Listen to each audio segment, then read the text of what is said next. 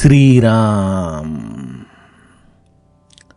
आपल्या सर्वांच्या हृदयस्थ वसणाऱ्या आत्मारामास साष्टांग प्रणिपात करून गोस्वामी तुलसीदास रचित श्री रामचरितमानस या ग्रंथातील जो द्वितीय सोपान अयोध्याकांड याचं आपण चिंतन करत आहोत. सज्जन हो, हे आपलाच कथा चिंतन क्रमांक 654. आपण गेल्या चिंतन प्रवाहामध्ये अयोध्यावासियांचं हे अंतःकरण, ज्या निर्मळ अंतःकरणाच्या आधाराने ते प्रभू रामचंद्रांना अत्यंत प्रिय होते, ती निर्मळ मनाची अवस्था प्राप्त करणं हेच सर्व परमार्थाचं खरं ध्येय आहे. हीच भगवंताच्या दर्शनाची सीमारेषा आहे. सर्व साधनाचा, सर्व चाललेल्या या परमार्थ मार्गाचा प्रवास हा जणू काही या चित्तशुद्धीसाठीच आहे. अयोध्यावासियांच्या मनाची ही अवस्था पाहून वनामध्ये तप करणारे हे वैराग्यशील संत ऋषी मुनी देखील आपल्या या सर्व साधनेचा जणू काही खेद मानतायत की आपण देखील हे निर्मळत्व एकांतामध्ये राहून साध्य करू शकत नाहीये. प्रभू रामचंद्रांच्या चरणांची नित्यपूजा, त्याचं दर्शन घेणारे हे अयोध्यावासी आणि प्रभू रामचंद्र देखील आलेल्या प्रत्येकाच्या अंतःकरणातला भाव जाणून त्यावरती आपला कृपा कटाक्ष आणि त्या कृपा कटाक्षाच्या आधाराने अत्यंत प्रफुल्लित झालेलं हे अयोध्यावासियांचं मन प्रभू रामचंद्रांचं गुणगान करताना वाणी काही केल्या थकतच नव्हती. प्रभू रामचंद्र तर प्रत्येकाच्या अंतःकरणात असलेल्या या निर्मळ भक्तीचा, या प्रेमाचा अंशच जणू काही या दृष्टीच्या आधाराने टिपायचे. अशा या प्रभू रामचंद्रांच्या नित्य दर्शनाने अयोध्यावासियांना जणू काही आपल्या भाग्याची परमखाणच सापडलेली आहे. प्रत्येक जण म्हणते की आमच्या इतका पुण्यवान कोण असेल की ज्याला प्रभू रामचंद्रांनी आपलं समजलं. अशा रीतीने हे अयोध्यावासी प्रभू रामचंद्रांच्या अवतीभोवती राजा जनक यूस तर मिळालेल्या या वेळेचा सदुपयोग करत आहेत. आणि त्याच वेळेला प्रभू रामचंद्रांच्या समोर राजा जनकाच्या आगमनाची वार्ता येते. त्याच क्षणी प्रभू रामचंद्र सर्व सभे समवेत उठून उभे राहतात आणि राजा जनकाच्या स्वागतासाठी ते या चित्रकूट पर्वताकडे येणाऱ्या रस्त्याच्या दिशेने निघतात. सज्जनो, इथून पुढील कथानक गोस्वामीजी गाऊ लागतात. भाई सचिव गुरपुर जन साथा, आगे गवनु कीन रघुनाथा, गिरिबरु दीख जनक पति जबही, करी प्रणामुरथ त्यागे उतबही, राम दरस लाल साउचाहू, पथ श्रमले सुकले सुनकाहू, मनतः जह रघुबर बैदेही, बिनु मन तन दुख सुख सुधि केही, आवत जन कुचले एहि भांति, सहित समाज प्रेम मतिमाती, आए निकट देखी अनुरागे, सादर मिलन परस्पर लागे, लगे जनक मुनि जन पदबंदन, ऋषिन प्रणाम कीन रघुनंदन, भाई न सहित राम मिली राजही, चले लवाई समेत समाजही.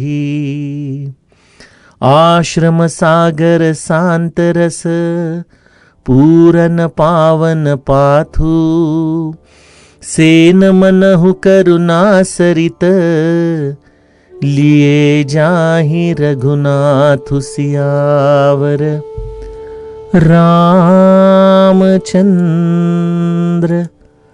प्रिय हो.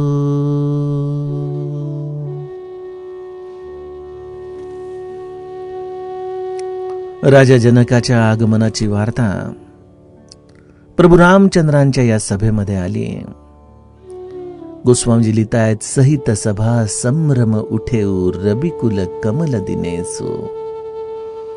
प्रभू रामचंद्र सभे समवेत अत्यंत आदराने त्वरित उठून उभे राहिलेले आहेत आणि राजा जनकाच्या स्वागतासाठी ही सर्व सभा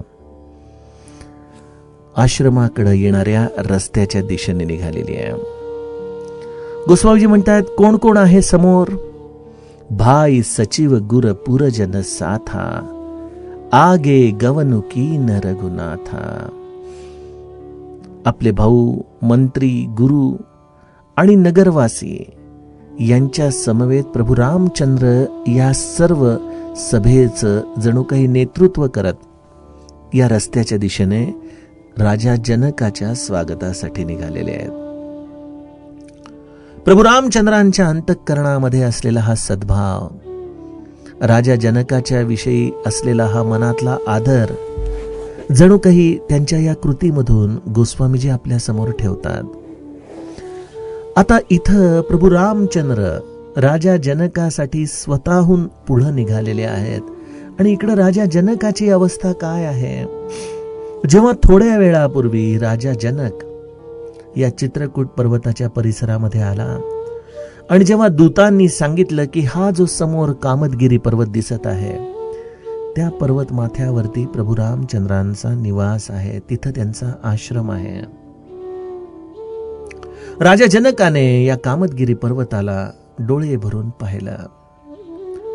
मिथिला नगरीतून निघाल्यानंतर कुठेही विश्राम न घेता केवळ याच क्षणाच्या ओढीने राजा जनक इतक्या त्वरेने इथपर्यंत आले होते आणि आता तो भेटीचा क्षण जवळ आलाय. प्रभू रामचंद्रांच्या निवासाची खूण पटलेली आहे आणि हे निवासस्थान दिसताच राजा जनकाने काय करावं? अहो, ज्यांच्या स्वागतासाठी प्रभू रामचंद्र स्वतःहून आपल्या समवेत असलेले ऋषी मुनी आपले गुरु यांच्या समवेत त्यांच्या स्वागतासाठी येत आहेत, ते राजा जनक प्रभू रामचंद्रांच्या या कामदगिरी पर्वताला पाहताच आपल्या सारथाला रथ थांबवण्याची सूचना देतात आणि रथ थांबवून राजा जनक पायी या कामदगिरी पर्वताच्या दिशेने चालू लागतात. एवढा मोठा हा मिथिलापती, एवढं त्याचं हे मोठं वैभव, एवढी संपन्नता, परंतु त्याच्या मनातला हा सद्भाव तर पहा की जिथं आपली मुलगी जानकी, जिथं आपले जावई प्रभू रामचंद्र, जिथं अयोध्येचे कुलगुरू वसिष्ठ आहेत, अशा या कामदगिरी पर्वताला आपण रथाच्या आधाराने आश्रमापर्यंत न जाता आपण त्या आश्रमाच्या ठिकाणी चालत जावं. सज्जनो, व्यक्ती जरी कितीही मोठा झाला तरी तो जेव्हा या परमतत्वाच्या निकट जाऊ लागतो तेव्हा त्याला आपलं मोठेपणाचा स्वाभाविकपणे विसर पडतो. बघा, मला पूज्य श्री प्रल्हाद महाराजांची आठवण येते. प्रल्हाद महाराज दरवर्षी साखर खेरड्याहून अनेक लोकांच्या समवेत गोंदवल्याला आपल्या मोठ्या महाराजांच्या पुण्यतिथी महोत्सवासाठी यायचे.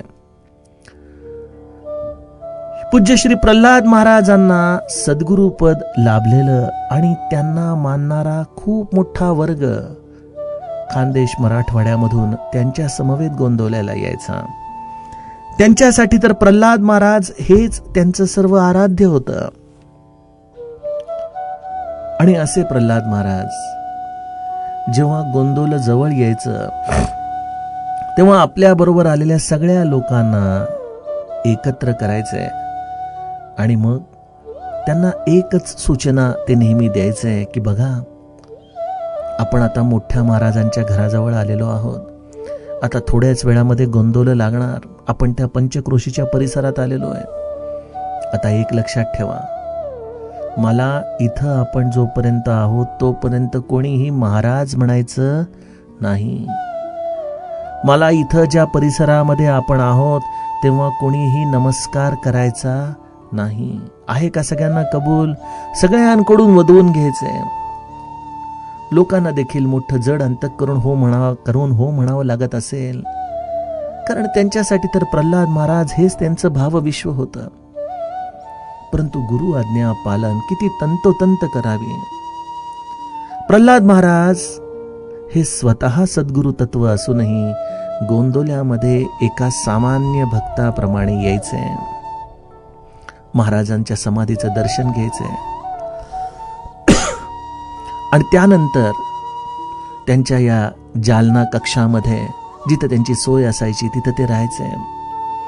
प्रल्हाद महाराजांचं सोळं अत्यंत कडक होतं.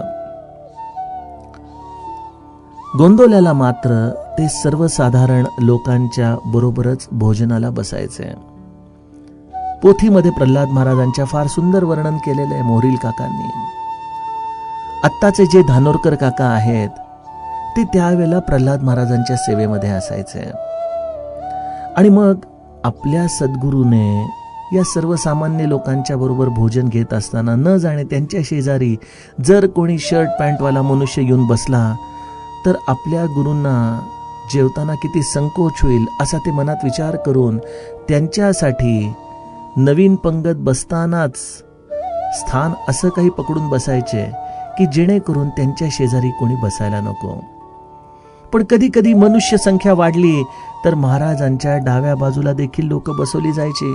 आणि एक दिवशी अचानकपणे एक पॅन्ट शर्ट घातलेला मनुष्यच महाराजांच्या शेजारी येऊन बसला. पूज्य प्रल्हाद महाराज त्यांचं भोजन देखील अत्यंत अल्प असायचं. त्यातही विशेषत्वाने त्यांना तिखट सहन व्हायचं नाही. त्यामुळं भाताची काही शीतं आणि आमटीमध्ये बोट बुडवून ते केवळ चाखायचे. कधी कधी ती सारवलेली जमीन ओली झाल्यानंतर त्यावरून वाहणारं पाणी हे त्यांच्या सोळ्याला लागायचं. आमचा कैलाश दादा म्हणतो की जर प्रल्हाद महाराजांच्या सोळ्यावरती साखर खेरड्यामध्ये पाण्याचा थेंब जरी पडला तरी ते लगेच मला वस्त्र बदलायला मागायचे. परंतु गोंदवल्यामध्ये मात्र हे वाहणारं पाणी जे कदाचित खरकट असेल ते जरी त्यांच्या वस्त्राला लागलं तरी ते कुठलीही कुरबूर करायचे नाहीत. ते म्हणायचे गुरु घरचं हे जल म्हणजे तीर्थ आहे. काय भाव असेल हो. या परमतत्वाच्या जवळ आल्यानंतर सर्व उपाधी सोडून, आपलं मोठेपण सोडून एखाद्या सामान्य व्यवस्थेमध्ये असलेल्या भक्तासारखं त्या सर्व व्यवस्थेमध्ये सामील होणं. राजा जनकाचं ही असलेली एक विलक्षण कृती प्रल्हाद महाराजांची स्मृती हृदयामध्ये जागृत करून गेली. आणि राजा जनक या चित्रकूट पर्वतावरती या आश्रमाच्या दिशेने पाऊल वाटेने वरती चालत निघालेले आहेत. प्रभू रामचंद्रांच्या दर्शनाची लालसा आणि त्यामुळं शरीरामध्ये निर्माण झालेला उत्साह यामुळे केवळ राजा जनकालाच नाही तर त्यांच्या समवेत आलेल्या समस्त प्रजेला देखील अजिबात थकवा किंवा कष्ट देत नव्हता. एवढा मोठा हा प्रवास अत्यंत कमी वेळामध्ये केला, कुठेही विश्राम नाही. त्यामुळं स्वाभाविकपणे या प्रवासाच्या या अंतिम टप्प्यामध्ये राजा जनक जेव्हा पायी निघाले तेव्हा थोडासा शारीरिक थकवा येणं हे स्वाभाविक होतं. परंतु गोस्वामीजी लिहितात की थकवा आला नाही. याचं कारण काय? मनतः जह रघुबर बै देही, बिनु मन तन दुख सुख सुधी केही. मन तर कुठं आहे? या मनाचं अस्तित्व कुठं आहे? सामान्य जीवाचं मन कुठं राहतं? या 3 प्रश्नांची जर उत्तरं आपण शोधली तर आपल्याला या चौपाईचा अर्थ आणखी नीट कळू शकेल. मन तह जह रघुबर बै देही, बिनु मन तन दुख सुख सुधी केही. गोस्वामीजी लिहितायत की राजा जनकाचं मन तर तिथं होतं जिथं प्रभू रामचंद्र आणि जानकी आहेत. आणि मनाविना शरीराच्या सुखदुःखाची जाणीव कशी होणार बरं? हा खरा प्रश्न आहे. सज्जनो, सामान्यतः आम्हा जीवांचं मन हे देहाशी संलग्न आहे आणि त्यामुळं मन हे आमच्या सुखदुःखाची अवस्था, उत्साह निराशेची अवस्था हे देहाच्या अवस्थेवरून ठरवतं. देह सुखी तर मन सुखी आणि मनाच्या आधाराने आमचा आनंद आम्हाला प्राप्त होतो. परंतु या देहाशी असलेली संलग्नता हेच मुळी आमच्या सर्व दुःखाचं कारण आहे. समर्थ माऊली मनाच्या श्लोकामध्ये म्हणते ना, सदा सर्वदा प्रीती रामी धरावी, दुखाची स्वये सांडी जीवी करावी. आणि काय, देहे दुःख ते सुख मानीत जावे, विवेके सदा सस्वरूपी भरावे. किती सुंदर श्लोक आहे हो. मला यामधलं हे 3रं चरण तर विलक्षण आवडतं. देहे दुःख ते सुख मानीत जावे.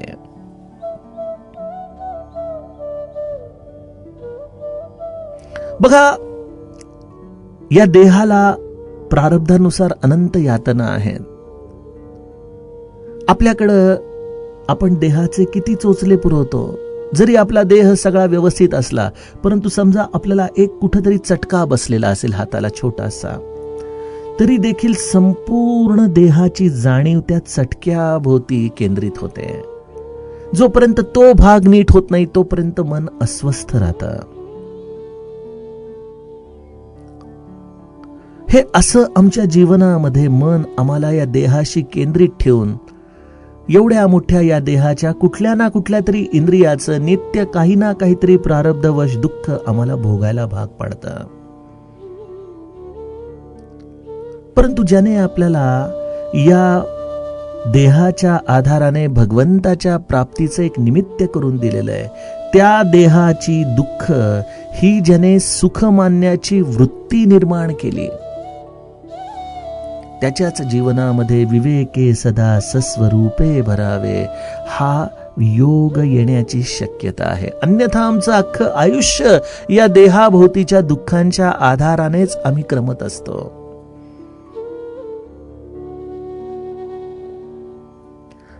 एक साधं उदाहरण घ्या. आम्ही घरामध्ये देखील सेवा करतो, आम्ही आपल्या गुरुगृही देखील सेवा करतो. कित्येकदा घरामध्ये, नोकरीमध्ये आम्हाला थोडेसे कष्ट देखील चिडचिड निर्माण करतात. नको वाटायला लागतं ते सगळं. त्याचा त्रास इतका होतो की कित्येकदा रात्री देखील आपल्याला नीट झोप लागू शकत नाही. आम्ही थोडेसे श्रम जरी केले तरी आम्हाला वाटतं की आम्ही खूप काम केलं. याचं कारण मी करत आहे या देह भावनेतून आमचं मन या देहाशी अत्यंतिक संलग्न झालेलं असतं.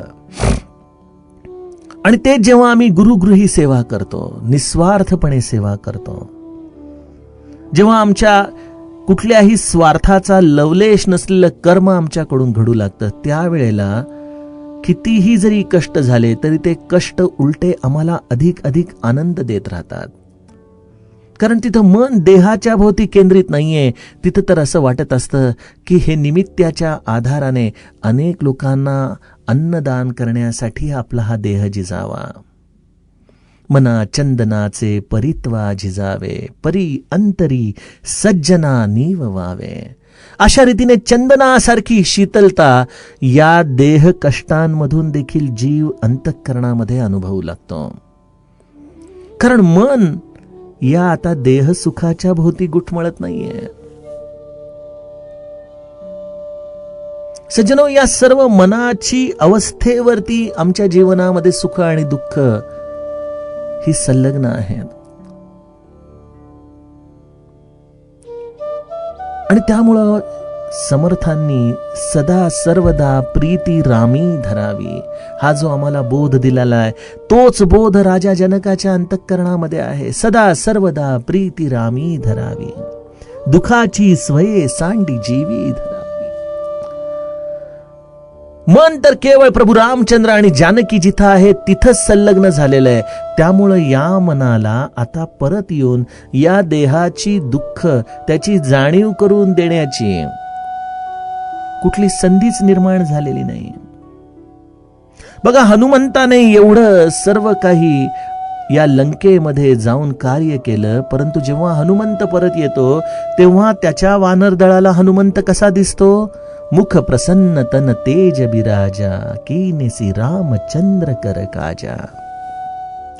किंवा गुरुसेवा आपल्या हातून खरं घडली आहे की नाही याचं हे जणू काही एक निर्णायक उत्तर आहे की जर गुरुसेवा करत असताना आम्हाला त्रास होत असेल, जर आम्हाला कुठल्याही प्रकारचा असमाधानाचा भाग हृदयामध्ये निर्माण होत असेल, तर समजून घ्यावं की आपलं मन अजूनही त्या सेवेशी एकरूप झालेलं नाही. गुरुसेवेतून तर केवळ मुख प्रसन्न तन तेज बिराजा, मुख अत्यंत प्रसन्न आणि शरीर या सेवेमध्ये जेवढं झिजतंय तेवढं अधिक तेजोपुंज दष्टपुष्ट अशा पद्धतीने दिसू लागतं. आणि तेच खऱ्या अर्थाने कीनेसी रामचंद्र कर काजा याची खूण आहे. बघा,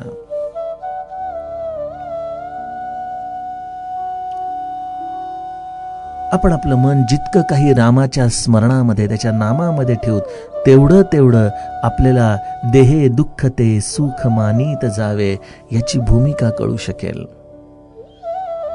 आहेत देहाच्या व्याधी आहेत, परंतु भगवंता एवढ्याही नाहीत की ज्यामुळे तुझ्या नामाचा विसर पडेल. बरं का, ठीक आहे, जे काही तू आज मला अनुकूलता दिलेली आहेस त्यामध्ये मी आनंदित आहे, त्यामध्ये मी समाधानी आहे.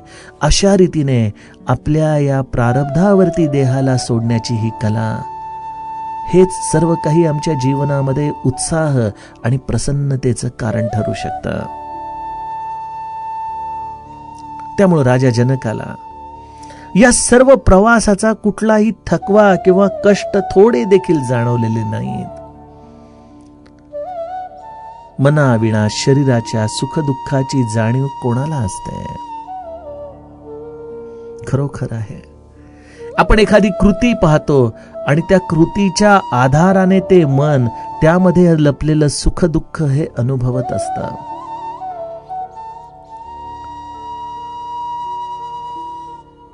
एखादा मनुष्य हा खेळताना धडपडला, त्याला लागलं, खरचटलं, त्यातून रक्त आलं, हे रक्त आम्हाला दिसतं, परंतु त्या रक्ताशी जेव्हा आमचं मन संलग्न होतं तेव्हा आपल्याला त्याच्यामध्ये असलेली पीडा आपल्या मनामध्ये कळू शकते.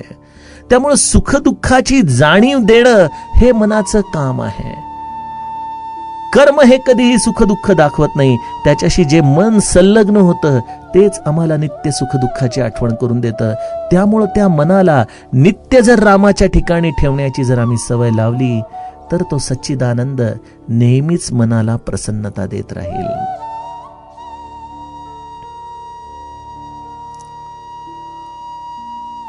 गोस्वामीजी लिहितायत, आवत जनक चले एही भांती, सहित समाज प्रेम मती माती. जनकजींच्या मनाची अवस्था गोस्वामीजींनी सांगितली की मन हे प्रभू रामचंद्र आणि सीताजींच्या जवळ आहे. त्या मनापेक्षा असलेली सूक्ष्म बुद्धी जी भगवंताशी संलग्न आहे, ज्याचं वर्णन आपण आधी काही श्लोकांमध्ये दोह्यांमध्ये ऐकलेलं आहे, त्या बुद्धीची अवस्था काय आहे? गोस्वामीजी लिहितात की समाजा समवेत राजा जनकाची बुद्धी प्रेममय झालेली आहे, प्रेमामध्ये मस्त आहे. त्या बुद्धीचा जणू काही हा निश्चय आहे. त्यामुळे राजा जनक प्रभू रामचंद्रांच्याकडे लौकिक चरित्राच्या आधाराने एका दुःखद प्रसंगाच्या निमित्ताने येत आहेत, हे ठीक आहे. तिथं आल्यानंतर प्रसंगानुरूप राजा जनक हे दुःख देखील प्रगट करतील, परंतु राजा जनकाच्या अंतरंगामधला या बुद्धीचा निश्चय काय आहे? ती प्रेममय बुद्धी आहे. प्रेमाचं अथांग भांडवल घेऊन जणू काही प्रभू रामचंद्रांच्या या आश्रमामध्ये राजा जनक येत आहेत. भक्त भगवंताच्या आश्रमामध्ये तेव्हाच दाखल होऊ शकतो जेव्हा त्याच्याकडे हे प्रेमाचं भांडवल असतं. आणि प्रेम ही केवळ बाह्य वस्तूंच्या आधाराने दाखवता येत नाही, ते आपल्या अंतःकरणामध्ये आपल्या बुद्धीच्या निश्चयाच्या आधारानेच भक्त घेऊन जात असतो. राजा जनक समस्त समाजाच्या समवेत त्या प्रेममय भावनेमध्ये या कामदगिरी पर्वतावरती प्रभू रामचंद्रांच्या आश्रमामध्ये दाखल होतोय. हळूहळू अंतर कापलं जात आहे आणि दोन्ही समाज एकमेकांच्या सन्मुख येत आहेत. एकमेकांच्या सन्मुख येताच सर्वजण प्रेममय वातावरणामध्ये अत्यंत आदराने एकमेकांना भेटू लागतात. प्रभू रामचंद्र सभेच्या समोर आहेत हे आपण बघितलंच, परंतु जेव्हा राजा जनक या सभेच्या सन्मुख येतात, जरी त्यांच्या मनामध्ये प्रभू रामचंद्र आणि भरताला भेटण्याची अत्यंत तीव्र इच्छा असली तरी देखील गोस्वामीजी राजा जनकाची ही असलेली सुंदर नीती कशा पद्धतीने आपल्याला दाखवतायत. लगे जनक मुनी जनपद बंदन ऋषीन प्रणामू कीन रघुनंदन. जनकजींनी सर्वप्रथम आल्यानंतर वसिष्ठ इत्यादी मुनींच्या चरणांची वंदना केलेली आहे. सज्जनो, यातून देखील किती सुंदर बोध होतो की आपण देखील प्रपंचामध्ये एखाद्या व्यक्तीच्या निमित्ताने निर्माण झालेल्या आनंदासाठी त्या व्यक्तीला भेटायला जातो, परंतु त्या व्यक्तीचं कौतुक करत असताना त्या व्यक्तीवरती ज्या गुरूंची कृपा झाली त्या गुरूंचं दर्शन मात्र आपण नंतर घेतो. घरामध्ये कुठलाही आनंदाचा क्षण असू दे, सर्वप्रथम आपण आपल्या गुरूंच्या चरणांची वंदना करावी. त्यांच्याच कृपेने हे सर्व काही घडलेलं आहे आणि तत्पश्चात ज्या व्यक्तीचं आपल्याला कौतुक करायचंय, ज्याला आपल्याला भेटायचंय, त्याचं मनमुराद गायन करावं, काही हरकत नाही, परंतु सर्वप्रथम गुरुच्या चरणांची वंदना. जनकजी देखील आपल्या नित्य राहण्याच्या दृष्टीने, आपल्या जीवन सवयींच्या दृष्टीने आपल्याला एक किती मोठं तत्व सांगून जातात. जनकजींनी वसिष्ठांच्या चरणांची वंदना केली आणि त्यानंतर प्रभू रामचंद्रांनी जनकपूरमधून आलेले राजा जनकाच्या समवेत संत जे होते, त्यामध्ये प्रामुख्याने शतानंद, अशा शतानंद रूपी संतांची प्रभू रामचंद्रांनी वंदना केली आणि त्यानंतर आपल्या भावांसमवेत प्रभू रामचंद्र जनकजींना भेटलेले आहेत. मर्यादा पुरुषोत्तम रामाचे हे चरित्र आम्हाला आमच्या आयुष्यामधल्या प्रत्येक गोष्टीमध्ये अत्यंत बोधप्रद आहे. प्रभू रामचंद्र आपल्या भावंडांसमवेत, कारण राजा जनकाचे हे सर्व भावंड जावई होते, केवळ प्रभू रामचंद्रच नाही तर आपल्या सर्व भावंडांच्या समवेत प्रभू रामचंद्र राजा जनकाला भेटले आणि तत्पश्चात सर्वांना घेऊन प्रभू रामचंद्र आश्रमाकडे निघालेले आहेत. गोस्वामीजी म्हणतात, या आश्रमाकडे येताना हा सर्व समाज कशा पद्धतीने आहे आलेला, गोस्वामीजींची दृष्टी त्यांना कशी पाहतीये. आश्रम सागर सांतरस पूरन पावन पाथू सेन मनहु करुणा सरित लिए जाही रघुनाथू. प्रभू रामचंद्र राजा जनकाला आपल्या आश्रमाकडे घेऊन चाललेले आहेत. तो आश्रम कसा आहे? अत्यंत शांत रसाने, त्या पवित्र शांत रूपी जलाने परिपूर्ण असा हा समुद्र म्हणजे प्रभू रामचंद्रांचा आश्रम आहे. ज्या आश्रमामध्ये पाऊल टाकताच शांततेचा अनुभव प्रत्येक जीवाला येऊ शकतो, असा हा शांत रस रूपाचा हा आश्रम. आणि या शांत रसरूपी आश्रमाच्या मध्ये जनकजींच्या सेनेला प्रभू रामचंद्र घेऊन येत आहेत. त्या जनकजींची सेना गोस्वामीजींच्या दृष्टीला कशी दिसतेय, तर जणू काही जनकजी म्हणजे एक करुणा रसाची नदी आहे. ही करुणा रसाची नदी, जिला प्रत्यक्ष प्रभू रामचंद्र सारथ्य करत करत आपल्या या शांत रसरूपी समुद्राच्या मध्ये समाविष्ट करून घेत आहेत, अशी ही शांती आणि करुणेच्या संगमाची स्थिती आहे. माऊलीच्या हरिपाठामधला शेवटच्या अभंगामधलं चरण डोळ्यासमोर येतं. तीर्थव्रती नेम धरी रे करुणा, शांती दया पाहुणा हरी करी. या तीर्थामध्ये ही आपण करुणारूपी प्रवाहालाच घेऊन जाऊ शकतो. आणि अशा करुणारूपी प्रवाहाला हरी काय करतो तर शांती दया पाहुणा हरी करी, त्याला तो शांती प्रदान करतो. सज्जनो, चित्रकूटावरती सर्व अशांत जीव एकत्र येत आहेत, परंतु जो जो कोणी या प्रभू रामचंद्रांच्या आश्रमामध्ये पाऊल टाकतोय तो संपूर्णतः शांत होतोय. कारण या शांततेचा हा अथांग सिंधू या आश्रमामध्ये सामावलेला आहे. आणि समस्त विश्वाला आज त्याचीच गरज आहे ना. का रामायणाचं श्रवण करायचं? का आपण या चित्रकूटाचं नित्य श्रवण करत आहोत? कारण तुम्हा आम्हा प्रत्येकाला या शांततेचीच खरी गरज आहे. मला वाटतं ज्याच्या ज्याच्या हृदयामध्ये ही अकारण करुणा वाहू लागली, त्या अकारण करुणेला प्रभू रामचंद्र या शांतरूपी समुद्रामध्ये नेतात आणि त्याच्या जीवनाला कृतार्थ करून टाकतात. सज्जनो, आता यातील पुढील कथाभाग आपण उद्याच्या कथा चिंतनामध्ये बघूया. जानकी जीवन स्मरण जय जय राम.